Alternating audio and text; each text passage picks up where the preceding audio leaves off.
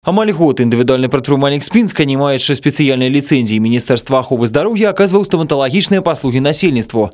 Лячэнне і выдаленне, пратэзаванне і іншыя медыцынскія паслугі. 47-гадовы пенсіянер аказваў у абсталяваны пад стоматологичный кабинет покой одного из домов по улице Ленина.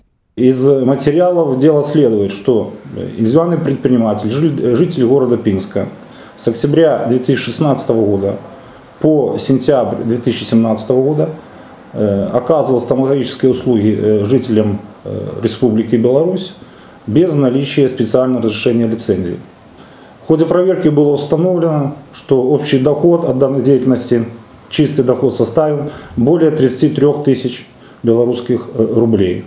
У полі зроку следчых ураж, паслугі якога карысталіся добрым попытам не толькі ў жыхароў Беларусі, але і пацыентаў з бліжняга замежжа, трапіў пасля звароту да праваахоўнікаў аднаго з незадаволеных пацыентаў. Тады і раскруціўся клубок незаконнага прадпрымальніцтва.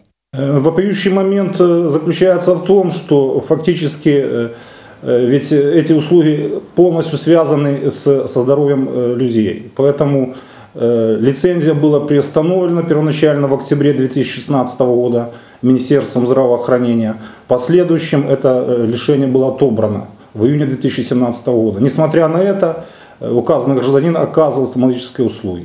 Па словах супрацоўнікаў міжраённага аддзела фінансавых расследаванняў, ураж сваю віну не прызнае, а факт атрымання грашовых сродкаў адмаўляе.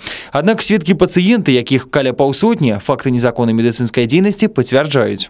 Сотрудниками Пинского межрайонного отдела Следственного комитета Республики Беларусь было возбуждено уголовное дело по признакам состава преступления, предусмотренным частью 2 статьи 233 Уголовного кодекса Республики Беларусь по материалам Пинского межрайонного отдела финансовых расследований.